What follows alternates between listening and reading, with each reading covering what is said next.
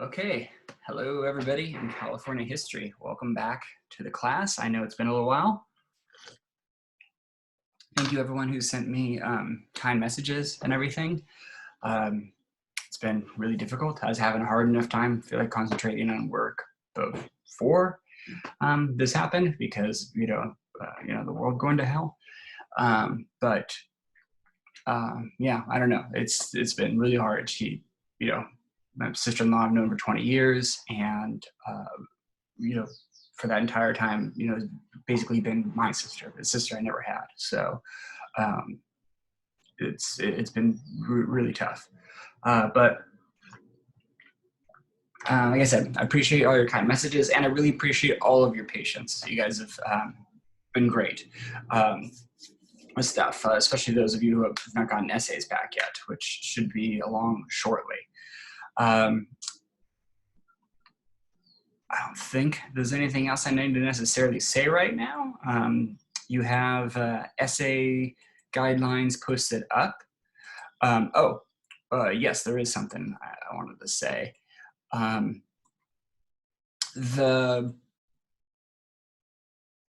had planned on doing the prohibition section.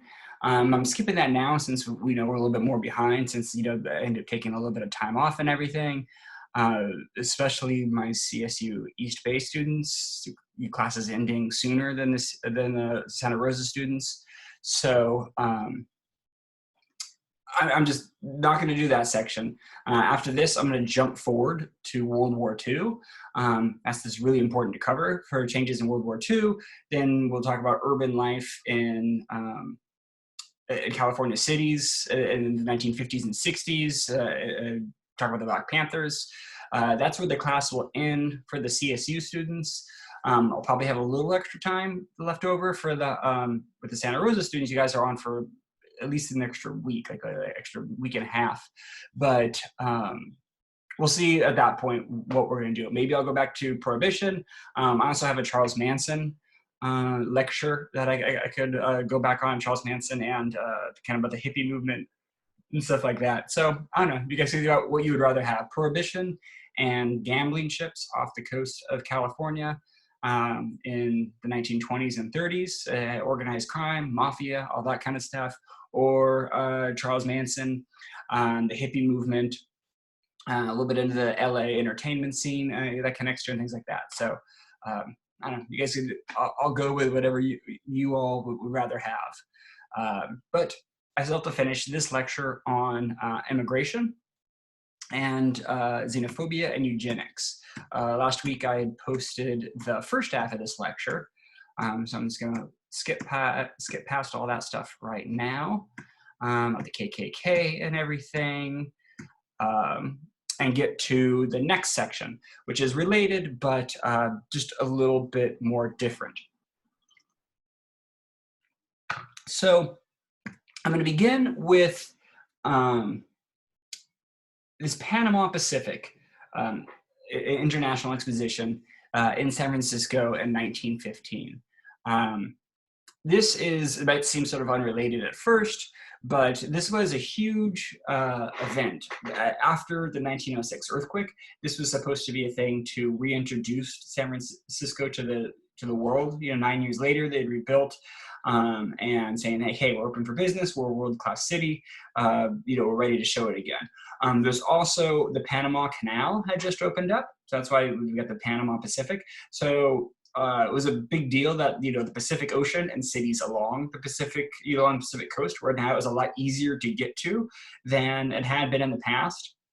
And it was still, the trains had connected, but there's still lots of stuff coming by boat, and that would have to go all around South America. Now it could cut straight through Central America. So it was a pretty big deal for California to have the Panama Canal open. So this was sort of a World's Fair kind of thing to reintroduce that to the world. And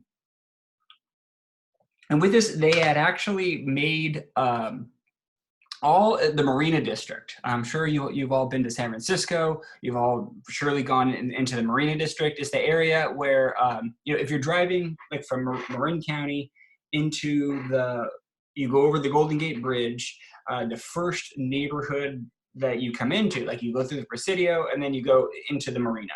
You know, now it's very expensive, posh, techie, you know, young people living there. And but they'd had a lot of damage because of the 1906 earthquake, and they had rebuilt this whole entire fair center. It was its own temporary city. The bottom picture you're seeing here is an artist rendering of it. We don't have any pictures that show the full scope of it, at least not that I've been able to find.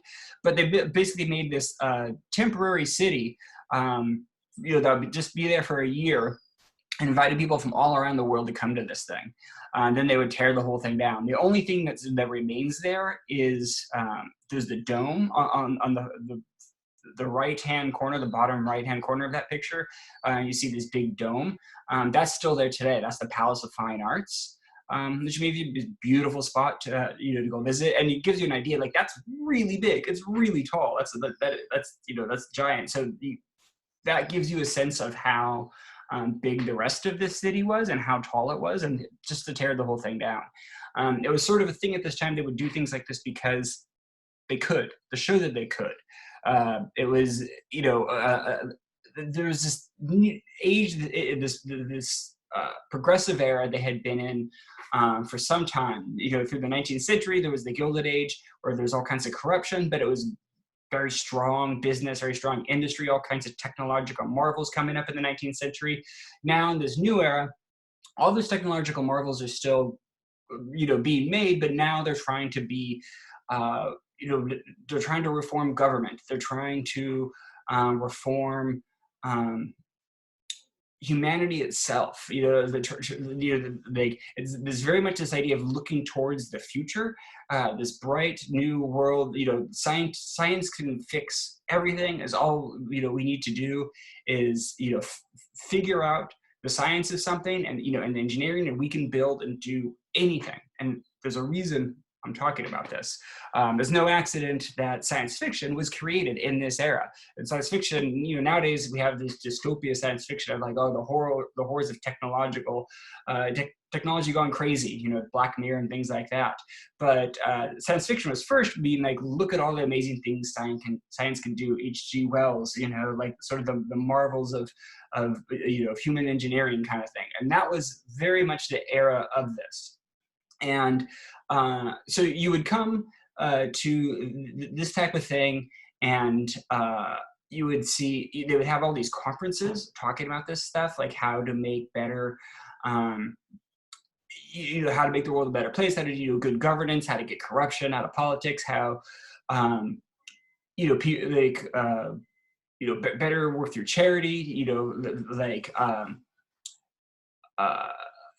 you know, like I said, it's not just necessarily a scientific technological thing. It's also sort of a making humanity better. You would go to these, you know, there's rides and things like that there. There's like the things that you would find at a fair, but it's mainly supposed to go so regular people could go see the smartest people in the world and get their insight into, like, you know, what's going on in, you know, in these fields of humanities. And California was at the forefront of all of this stuff that we're talking about. The West in general was always more progressive. And I've mentioned this a number of times in our classes about California being more progressive. And there's a number of different reasons for that. The people that, you know, had been coming here, you know, were sort of more forward thinking. They wanted to start a new life here, and, you know, wanted to build, you know, America 2.0 in California. So they're trying to fix the mistakes of the past. That spirit was still very much in California. There's also a thing, since there was so few women in California specifically had tried to make a lot of women's rights over the years, is one of the things that I haven't really talked about. You know, they give women voting rights earlier, more property rights. You know, an unmarried woman could own property, you know, things like that, where, you know, in other places, other part of the world at that time, that might not be the case. So there's all of these, you know, progressive causes in California. And you have things like, you know, more regulation on corporations, you know, public services and utilities and things like that. I mean, government owned. I've talked about Muni being, this, municipally owned transportation, but also, electrical grids, this time telegraph wires, things like that being more accessible to common people. They wanted to limit government corruption. All of that stuff that, people like Leland and Stanford were doing, they're trying to find ways so that never happens again in government. Expanded rights for women, like I said, expansion in public education. Today we take for granted that every school, every area has its own elementary, middle, and high school, and college options. At this time, that was not necessarily the case. California was leading the way of offering, full, the complete academic careers for anybody who wanted it. Environmental protections. That the environmental movement was still just barely even a thing. Just the idea of like, we're not going to, we don't just need to tear down every tree, and just constant, just to develop over it. For a long time, people thought that that is what humanity should do. Like, they need to conquer nature, wipe nature away, and then, and that is a progress of humanity, of how much we can develop all of the land in the world. And at this time, people are just starting to say, especially here in California, wait a minute, like, that's not such a good idea. At this time, they're mainly centering it on this idea of sort of like, we need to preserve Yosemite, Muir Woods, places like that, so future generations can go visit. We don't want to wipe away that type of stuff because, we don't want, future generations need to know what actual wilderness looked like. But, now it would be a while before they get to that point of like, whoa, we actually need trees and clean water and, all of the stuff that like the environment actually does for us. They're not quite to that point yet. But anyway, California is leading the way. And when you go to this conference, you would be hearing all of these ideas, these symposiums, with all the experts in these fields up there talking about, what they plan to do, and people are like, oh, great, we could do anything. Though humanity could do anything. Science, good governance, good moral policy. Well, humanity is going to do better. One of the symposiums you would walk into with all of these very progressive people talking about, all of these great things humanity can do that we would agree with today. You would find them talking about immigration, and how there needs to be less of it, and how they could make humanity better by preserving the white race. This is, like I said, these were liberals at the time, having these ideas. You would go to these things, and they would be people talking about, it's well known that immigrants and people of color carry diseases and things like that. We need to keep those people out of the country because they might be carrying in some sort of pandemic. Or saying, it's well known that these people are more likely to be lazy or be criminals. It's in their genes. They can't help it. But it's proven science that they are less intelligent. And of course, that science is not proven by any means. I'm going to talk about that. But at this time, people had believed that. They believed they had gotten so good at science itself, and they could answer so many questions. Darwin's theory of evolution, had been around for 60 years at this time, and they're thinking like, we've cracked the code of biology, and now we can see, there are these, these differences, these geological differences between races, and those differences dictate everything that you will ever be. There's a criminal gene, there's a stupid gene, there's a lazy gene, there's, a dirtiness, a gene, how prone you are to disease, things like that. They consider all of that stuff like to be genetic. And you can learn about this going into the race betterment booth, where, unironically, take the kids into this sort of museum that it explains to you, the science of all of this stuff. And, sort of makes the case that, these people live amongst us now, and they're basically genetic time bombs who are, you have domestic workers in your house that are cleaning, but, they're going to bring diseases to your children. We can't have that. These teenagers who walk the streets and seem innocent, but, it's in their genes, they're going to mug you and they're going to kill you, kind of thing. That's just science. These kind of ideas. And, these kids, your kids go to school with may seem friendly and, well-mannered, but, it's impossible for them to grow up and be good citizens. So we need to be sure that, we got to make sure they don't, if our kids go to school with those kids, they might fall in love and have kids, and that will pollute the white race.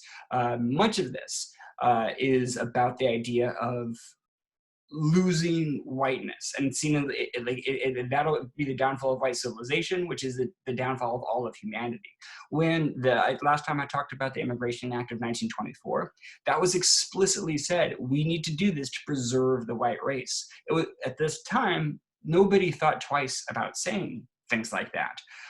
You would have professional scholars, historians and, and politicians, just using the N-word, casually while giving speeches or writing a scholarly paper and things like that.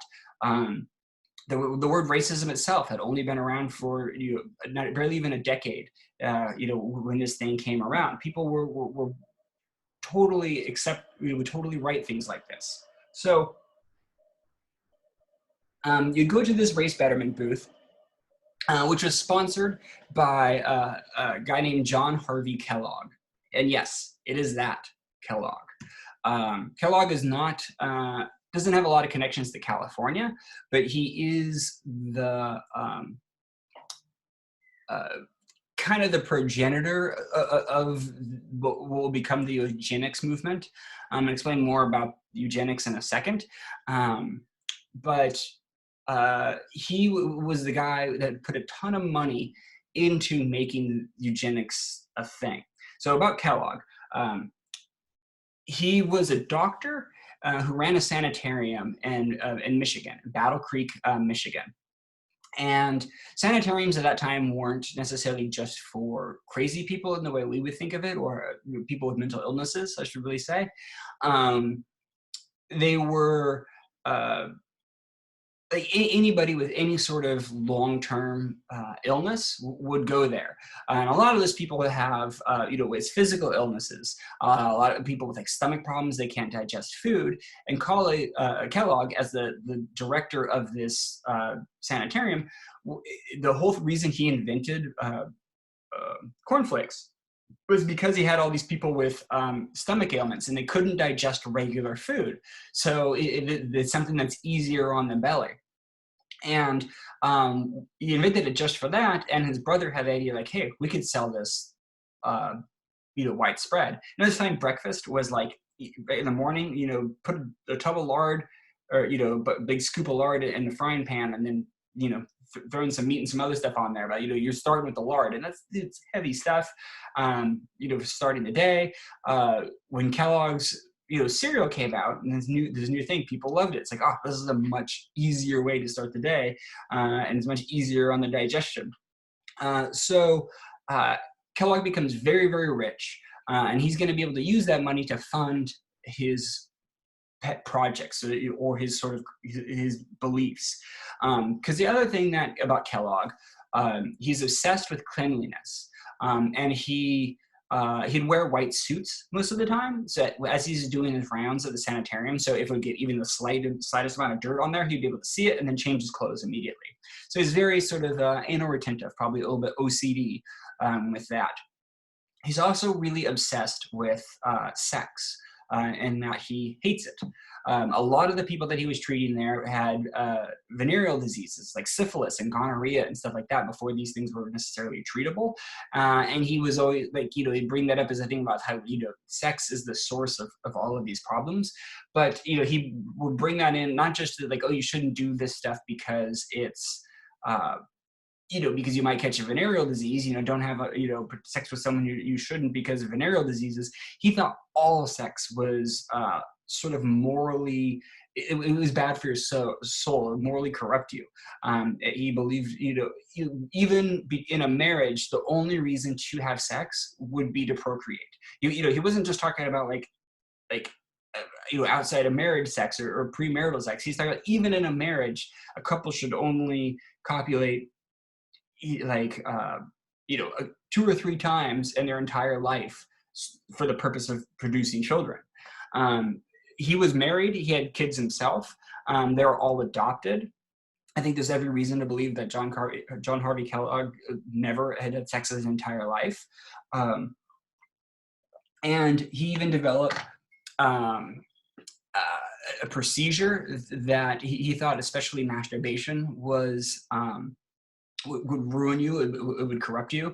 So he developed this procedure, both for men and for women, that would make it painful to masturbate. It would stop you from masturbating, and then they would lead mentally healthier lives. He thought one of the big things causing just insanity in general, any sort of insanity that you had, is people masturbated too much. So this gives you an idea of what this guy believed. He also saw interracial coupling is being the greatest threat to the human race. This dilution of the white gene pool. And believed, like with all of these other sort of extreme sort of beliefs that he had, that, this was just part in there, and believe that, if we could, stop that from happening, if we preserve the white gene pool, then, that's good for everybody. And he's going to take his frosted or his cornflakes fortune and pour that into scientific research that was new at the time, that otherwise would not have got off the ground. It was considered to be very fringe. Most scientists did not buy into these ideas, but he put a bunch of funding into them, where scientists did look into it and wrote articles about it, and this will end up catching widespread appeal, even if the science is shit and most scientists don't believe in it. The public at large liked this idea. Politicians liked this idea. It gives them, the chance to scapegoat immigrants and things like that. So it becomes, despite the science being pretty bad on it, you have things like at the 1915 Expo where, what would be considered fringe science, all of these people are buying into it like it's totally accepted. And, okay, there we go. And this becomes known, this field of scientific research becomes known as eugenics, which means good birth in Greek. It is the idea of, so Darwin's theory of evolution is natural selection. It's random mutations that happen over many generations will help better suit any organism to live in their environment. And it has to happen sort of randomly, and they're just, a little bit better suited for that place because of this mutation, and then they have more offspring. And, that mutation becomes more and more dominant in that species, whatever organism that is, whether it's a bacteria or amoeba, it's a bird, it's human beings.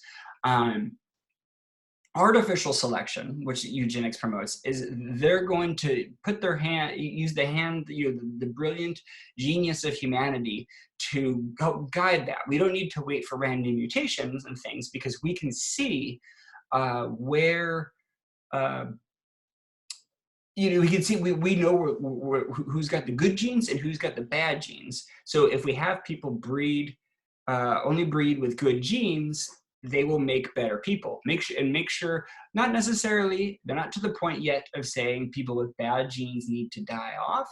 They're just saying people with bad genes need to be separated so they don't ruin the people with, they don't dilute the good genes. At this point, that's all they're saying. This is going to lead to a small moment in history you may have heard of called the Holocaust in Germany, and is definitely, it came about because of eugenics. That is, eugenics, to its extreme, the idea of, genocide, of exterminating an entire race. But Here early in the 20th century, they're just talking about better ideas to be able to do this. And there's sort of nature conservation, education. That's sort of the positives way they're putting it. But most of the time, they're talking about deporting people and sterilizing people. And California, great, beautiful, progressive California, is going to be at the forefront of this. Everything that made California politically and socially more progressive is going to make them more susceptible to these ideas as well. So what do they do here in California? What are the ideas? We're mainly going to talk about compulsory sterilization, which is just a way of making sure that a person can't reproduce. And compulsory by saying, whether they want it or not. This is mostly by far done to women because patriarchy. So it's going to be done to women by and large, but men as well. And that's mainly what we're going to be looking at because that's part of the most egregious stuff happening in California. But deportation and segregation is definitely part of it. The idea of we need to get immigrants out of this country, particularly in California. They're talking about Asian immigrants. We need to make sure they're not here. The idea, Latin American immigrants, that idea will start to grow, but is not a huge thing yet. But we will see Mexican Americans particularly being targeted for sterilization here. Segregation, though, here in California, I already talked about in the past how we absolutely had segregation in California. With Chinese, mainly Chinese segregation in Northern California, Mexican American segregation in Southern California. This was completely part of that. Selective breeding programs was less of a thing. That's the idea of having, you have, say, like, a woman who's like a gold medal Olympic gymnast, this peak of physical, biology, you can't get a more, perfect sort of physical, athletic specimen, and have her have a child with, some guy who's like, a Nobel Prize winning chemist or something like that, one of the smartest people in the world, is bound to make a super baby. They're thinking stuff is really that simply. And really, this is just bad science. It's really a bad understanding of how genetics work. The idea that, criminals, will automatically have a child who is automatically a criminal. It doesn't matter how that child is raised. If the mother and father have done some bad things, they stole or something like that, then their kids automatically be a thief too. That's that idea. Or, moral, good, upstanding, good citizens are automatically going to have a good, upstanding citizens because, rich white people, they never do anything bad, right? Like, what's the worst thing they ever did? So that's basically the idea. That never really got off the ground. I think because you can't, making people have children together is difficult. Probably that chemist is probably more excited to be with the gymnast than she is with him, but I don't know. So it's like that you have that problem. There was eugenics certificates at this time. When you'd go to get married, you would go to your doctor and get a certificate saying that you have good genes. This basically, they would just do like a physical on you and then sort of ask you questions about your, do you have a mental illness in your family and things like that. And then you could go to your future husband or wife and say, like, look, I have a certificate that says I'm okay to breed with. That's how big of a deal this thing was. But again, we're mainly going to focus on compulsory sterilization. And in California, the father of this movement would be a guy named Charles Ngoz. He's a Sacramento businessman who he ends up being the founder of Sacramento State College, but he also founds what's called the Human Betterment Foundation, the Eugenics Society for Northern California. He takes all of this money, and he mainly in real estate and stuff like that. He had made his fortune, and he was really big on being racist as he did that. You know, he prided himself on refusing to do business with Latin Americans and Chinese Americans and things like that. He said, like, you know, he'd brag like, I'm such a great businessman, I don't do that stuff. I mean, you can tell this guy's evil as hell. Like, look at the picture of him. He looks like a cross between Eric Trump and Billy Zane's character in Titanic. Yeah, you know that. Look at the chair he's sitting in. Jesus. But anyway, he's going to fund these organizations which are going to work with local governments. They'll work with like police forces, hospitals, sanitariums, you know, institutions where, you know, people with any sort of illnesses are being held, and basically, you know, do all kinds of funding to sterilize as many people as they can, people that they believe are undesirable, people in society that should not be allowed to breed. He's going to put the dollars behind, you know, that happening, and on getting laws passed that will allow this, that'll make that legal. He's going to put all kinds of money into that. And this guy, he's so extreme that even after World War II, when this movement really starts to die out because people look at the Holocaust and be like, oh shit, we're not doing that stuff that differently, he was still supporting it. He was saying, okay, the Holocaust went a little too far, but Germany had a pretty good eugenics program. So that gives you an idea of what of his beliefs. And actually, I should say, Germans in the 1930s were sending scientists to California, to Charles M. Goethe, and saying, how can we have a better eugenics program? Like, Germany's eugenics program was a copy of the California one. And as you know, as the 1930s progressed and the Germans start to euthanize people, you know, they start to you know, kill people. There are California eugenicists who are being like, oh, I wish we could do that here. That's the next step in this progression. We hope we can get to that point. And this is before the whole world really knew about how bad, before they called it the Holocaust, or they knew how bad things in Germany got. And most people after that said, oh no, we don't want to do that. Goethe was like, okay, we can just do just short of that. So, so he's going to push to get these laws passed. The first law that allows sterilization is passed in 1909. And it would stay on the books for about 70 years. It wouldn't be to the 1980s that it gets taken off the books. But this says any patient that's, you know, at hospitals or, you know, state institutions that are deemed to be mentally retarded, that was the word they use, or prison inmates, you know, of criminal, you know, people have criminal backgrounds, especially ones that were sex offenders, they could be sterilized. So as a relatively narrow group at that point, a few years later in 1913, they passed another law saying anyone who is afflicted with hereditary insanity or incurable chronic mania or dementia could be sterilized. Hereditary insanity is, what the hell does that mean? It gives you an idea. Also, you can see here at this time, they see that, like, you know, insanity is, you know, that is automatically something that's connected to your genes. And we know to some extent, you know, some families are more prone to mental illnesses than others, but it is not a clean, you know, black and white issue. You know, it's much more complicated than that.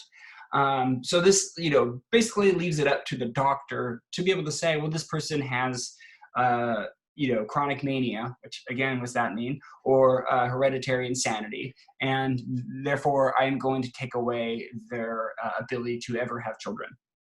A few years after that, they pass another law that says, you know, basically anybody doctors deem to be abnormal can be. And it also puts in a legal mechanism, or it makes it so there's no legal mechanism to question it. If the doctor decides that you're going to be sterilized, you cannot, they don't have to tell you, they don't have to tell your family, and you can't sue them afterward. There's no mechanism for them to be able to say, you know, this was done wrong. Basically, there'd be like the only thing they had to do at a hospital, if there was 3 doctors, if 2 of them said this person should be sterilized, they did it.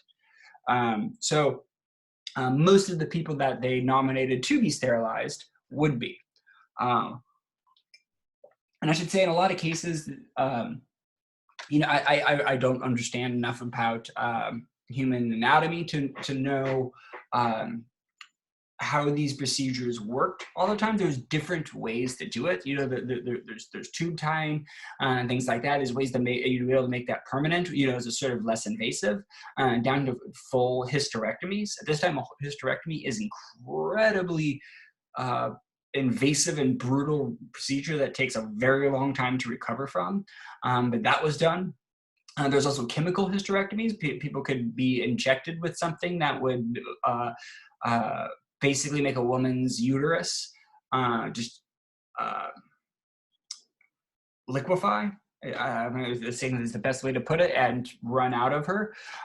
So there's a number of different ways, and all of them were tried at this time. Some are more invasive than others.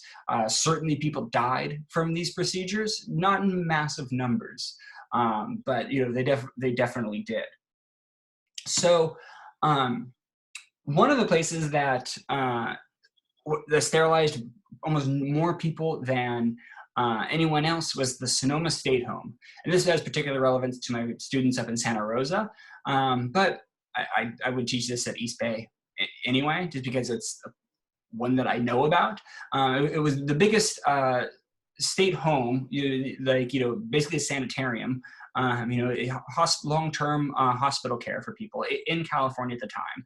And it was, it was a very beautiful place. The building is still there today. I forget the name. Eldridge, California, up in Sonoma County. And one of the reasons I center on it, aside from they sterilized literally thousands of people in the 1920s, 30s, and 40s, but I found this sheet here. I found this this form that authorizes the sterilization of a young woman. And you get a particular idea of, this tells you a lot in there. So starting from the top, personal history, at age, she's 15 years old and 2 months. So she's a teenager. Nativity, she's California, she was born in California. Religion, Catholic.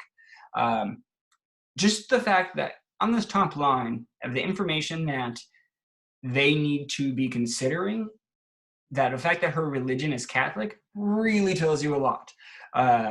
This is going to be aimed at Latin Americans in a much higher number than anywhere else, and I'll talk more about that. So, sort of a way around that, rather than necessarily, one of the saying she's Catholic is sort of a code in this. And most people that in the United States that were Catholic through this era were automatically considered to be like, oh, okay, well, they're Catholic. They're the only people that are Catholic are Southern Europeans, Irish, Latin Americans, things like that are thought to be not fully white, essentially.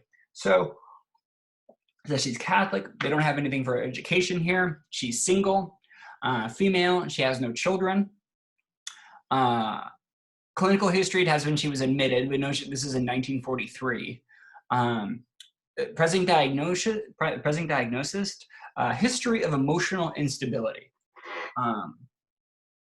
This is the thing that, that's what their diagnosis of her is. History of emotional instability. Have you ever met a person who's doesn't have some emotional instability? That's just insane. If you consider that to be a medical diagnosis worth sterilizing her. It says, there's a little checklist a little bit further down. The patient is afflicted with, and it says, mental disease is not checked. The one that is checked there is feeble-mindedness in any of its various grades. IQ is 71. She's got IQ of 71. It says that's borderline. Feeble-mindedness was a term used a lot in this, where they consider people that were just they said were not smart enough. They gave her an IQ test. She scored low. We know very much in this era that IQ tests were racially and culturally biased. There was things I had read a little while ago. An IQ test in the 1920s asked who like the shortstop is for the Brooklyn Dodgers. And like, how the hell is that an IQ test? And like that's, you know, definitely, you know, towards men who, you know, the New York, you know, East Coast, you know, white men. How the hell is a 15-year-old girl in California gonna know that? You know, why would she even care about that? I don't know if that's the question was on the test that she took, but, you know, IQ tests in general, we know to be, you know, have tons of biases in them. They were especially so at this time. So that was considered, you know, when she failed whatever test she took, they said she's too dumb to have children is essentially, and she's emotionally unstable. So when further down, asking for written consent, it says her parents are dead and she has no legal guardian. So they're just going to go ahead and make sure this woman can never have children ever again. You know, she cannot be trusted with her own body.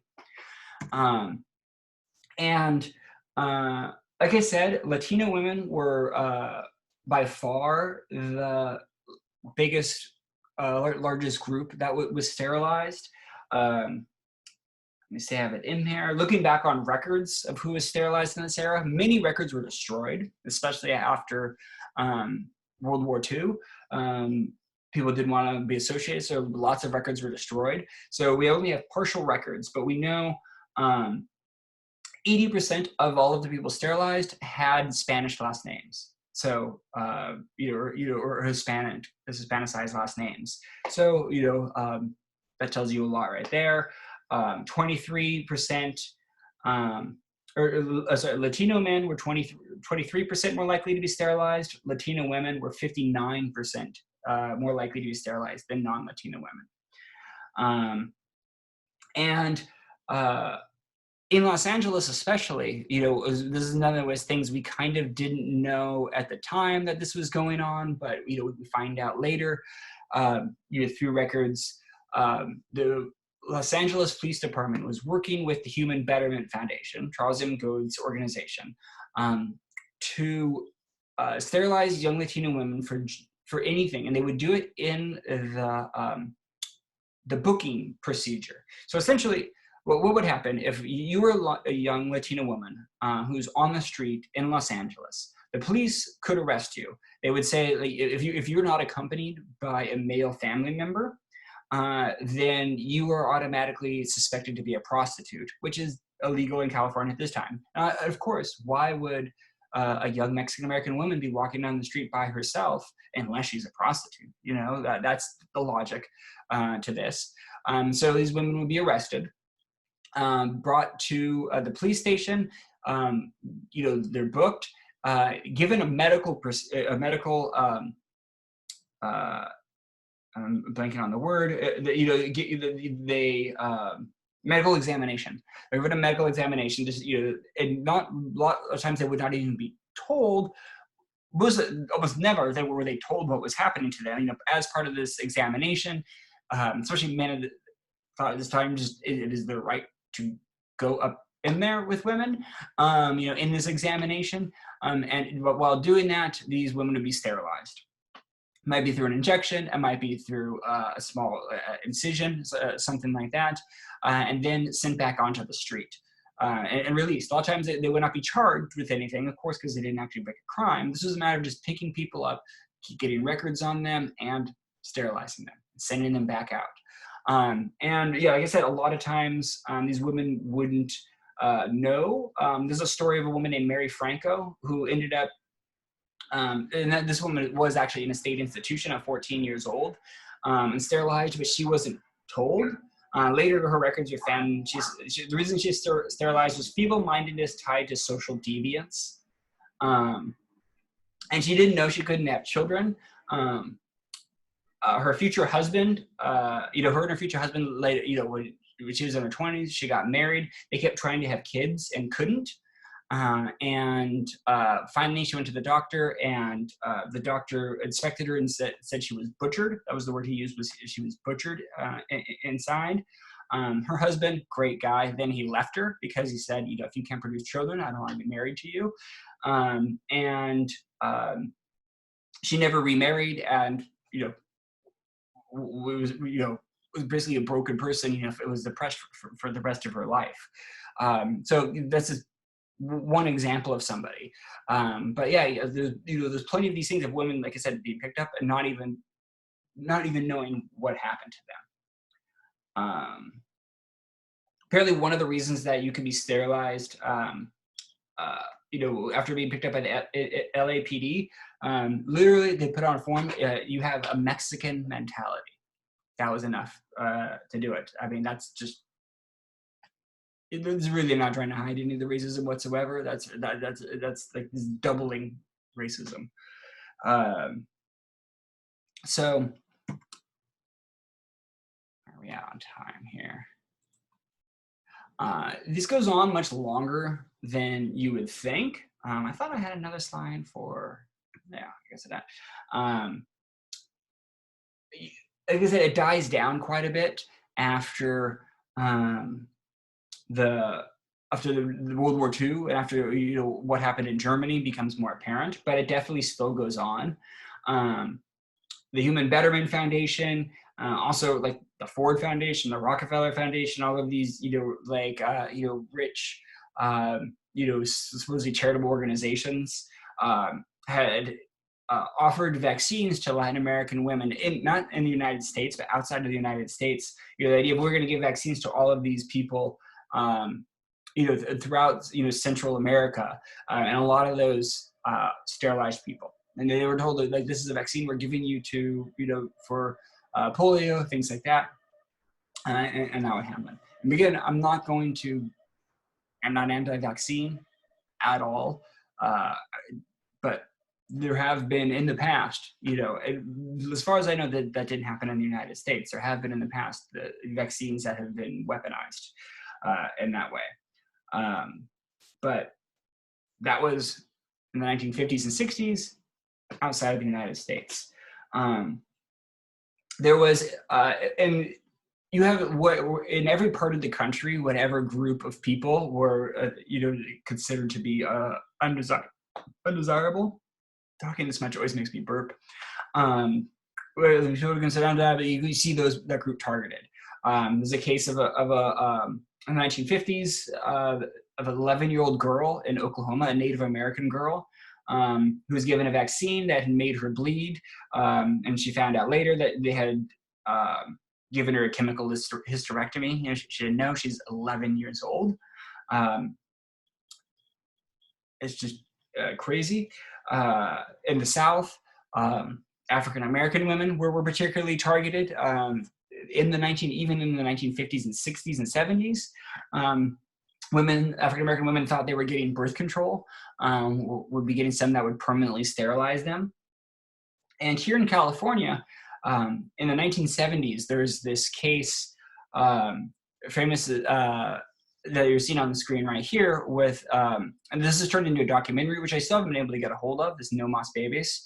Like, these were Mexican-American women who went to the hospital for childbirth. They were pregnant, gave birth, and afterward, the doctor sterilized them and didn't tell them what was happening.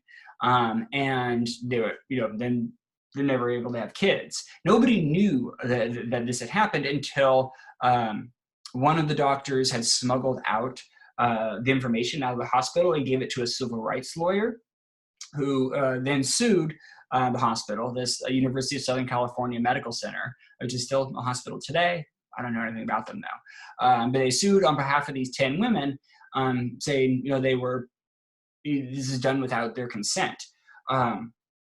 They lost that case. The judge said this is just nothing more than a breakdown of communication between patients and doctors. The hospital's case was like, we told these women what was happening. They just don't speak English, so they didn't know. And which, so I wonder why they never told women who speak English that this was happening. It's kind of the obvious question there. Like, oh, we tell women, like, why did you choose these women who don't speak English to be able to do that? So the judge ruled that they have to have translators. You can't do a procedure like this unless you have a translator. So I don't know. Yeah, as you know, like I said, 1975. Even more, just in the last decade, or a little more than a decade now, there were female inmates in California prisons that were being sterilized without their consent, or being heavily pressured to be sterilized. It's like at least 150 female inmates between 2006 and 2010 were sterilized without the required approvals. There was sort of would be when doctors were caught doing this. Of course, they say they're not racist, but one of the doctors says he sterilized incarcerated women without proper consent because he wanted to save the state money on future welfare costs for unwanted children. It would even like these women would he took upon himself in like 2010 said like, I know this woman, all women of color, I know this woman will get pregnant with an unwanted child that will be a burden on the state with welfare. So I'm going to make sure she can never have a child. And it, this isn't totally surprising. This is, shocking, but not necessarily surprising with how Latino women are, portrayed to this day. This debate in national politics still going on, this idea of like anchor babies, that women are just trying to sneak across the border and have children so they can stay here unjustly, and things like that. This idea that they are some sort of plague, that's so very much good. That type of language is used in the national conversation. And you talk about caravans of well, I'm going too far off topic now, but eventually though, when this story got out, Governor Jerry Brown at the time signed into law no forced sterilization. For any reason, you cannot sterilize anybody without their consent. Hopefully that's enough, but it's really hard to say that that's completely gone in this country. Okay. I know that's heavy stuff, but I think interesting. It's one of those things that I feel like you don't get in a lot of California history classes, but I think it's important. It's one of those things like it's really hard to actually do the research on this stuff. We have scant records on it. Nobody likes to talk about it very much. It is definitely verified facts. We have the facts to it, but it doesn't get talked about enough about how to me, it's almost science fiction to think that the state was taking control of people's bodies in this way. But it happened, and was happening and may still be happening. Surely somewhere in the United States it is happening right now. But anyway, I don't know. Now I'm just gonna get too dark. But yeah, it ends a little bit early. That's what we have for that.